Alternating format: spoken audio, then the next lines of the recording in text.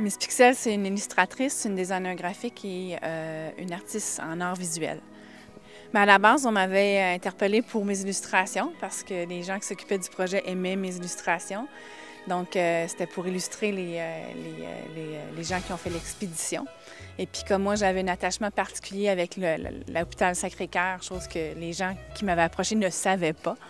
Donc, j'ai accepté sur plusieurs niveaux. J'ai accepté pour le premier niveau professionnel parce que c'est un défi intéressant d'illustrer des gens puis d'essayer de les rendre les plus sympathiques et prendre leurs caractéristiques et les rendre les plus visibles possibles en illustration. Puis l'autre niveau, c'était qu'un jour, je m'étais promis, ma mère est décédée à l'hôpital Sacré-Cœur aux soins palliatifs. Et puis, elle avait eu des bons soins. Donc, je m'étais un jour promis un retour d'ascenseur.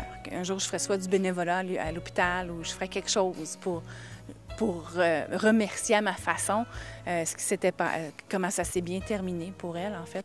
Et quand ça s'est arrivé comme projet, bien, pour moi, c'était clair que c'était le projet qu'il fallait pour moi. Ma mère, elle a eu un cancer du poumon dans la plèvre, donc c'était un cancer qui n'était pas opérable.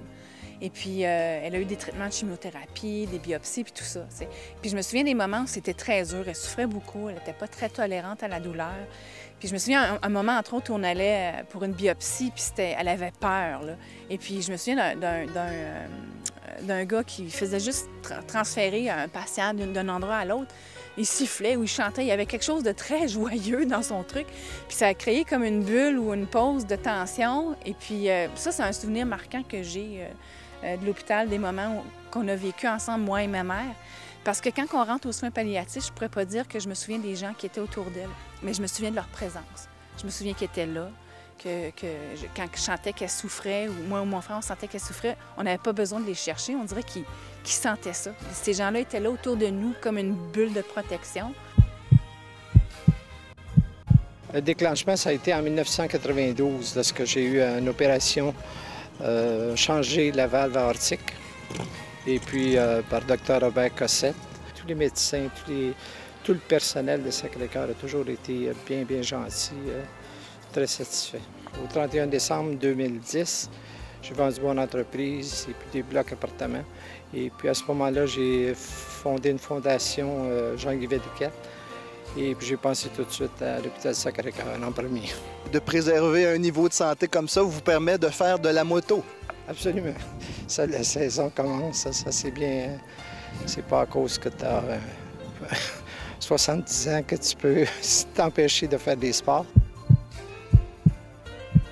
À l'annonce du diagnostic d'un cancer lymphatique, j'ai eu l'idée de... Bon, c'était un défi qui m'était lancé et j'ai eu l'idée de m'amuser, je dirais, en partant de levée de fonds, ce que j'ai fait pendant 20 ans dans ma vie, pour un petit peu animer tout ça, rendre ça un petit peu, je dirais, plus convivial pour les gens. Eh bien, j'ai associé la levée de fonds, mon combat contre le cancer. J'ai fait une analogie avec ma montée du Kilimandjaro en 2009.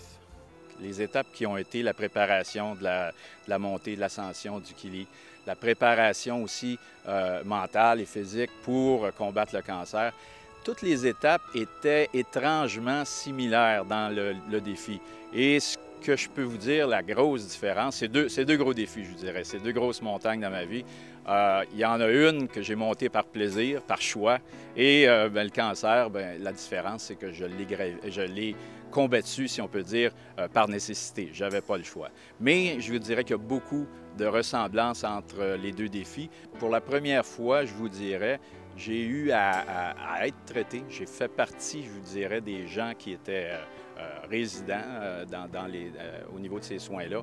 Et j'étais très heureux de voir comment, à Sacré-Cœur, comment le département d'oncologie fonctionnait. C'est beau, des institutions, c'est beau, un édifice, c'est beau, de lever des fonds, tout ça, mais je pense que c'est le côté humain qui est le plus important. Et j'ai retrouvé au niveau du personnel, du département d'oncologie, les autres départements, j'ai eu à en visiter plusieurs durant mes traitements. Je vous dirais que c'est le côté humain qui m'a le plus impressionné. Merci beaucoup et j'invite encore une fois, il y a le site Polé, donc j'invite tout le monde à continuer à faire des dons. Le but, c'est de de fournir encore soit des équipements ou des services supplémentaires pour le département d'oncologie de Sacré-Cœur. Merci beaucoup. Je suis comptable de la Corbeille du Cadeau, comptable pour l'Auto-Québec. Je suis support technique quand je suis présente, tout le monde se réfère à moi. Je ne suis pas la gérante, mais j'agis, j'aide. Et puis je suis aussi présidente de l'Association des bénévoles. Moi, j'ai été chef de service de la paye. Et en tant que chef de service de la paye, j'ai fait connaissance de la Fondation. Premièrement parce que je faisais la paye des employés de la Fondation. Donc j'ai commencé cette relation avec eux. Et très vite aussi, on a développé ensemble des façons de faire pour faciliter. Toutes les fois que la Fondation avait des besoins de transmettre de l'information pour les campagnes de souscription ou pour d'autres activités et qu'elle voulait toucher la masse des employés, c'est par le service de la paye qu'on rendait ce service. Alors j'employais les bénévoles qui agrafaient au talon de paye les documents de la Fondation. Ensuite, j'ai développé la retenue sur la paye. Donc, on a permis aux employés de faire des dons par retenue sur la paye. Plus tard, j'ai été une des premières ambassadrices pour la loterie voyage. Je me rappelle, j'étais arrivée deuxième au niveau de la vente des billets. Et puis, voilà, de fil en aiguille, on a travaillé ensemble. Mais c'était plus personnel que vraiment en tant qu'organisation. Moi, il y a deux volets dans l'engagement. Il y a d'abord le volet ma personnalité, moi.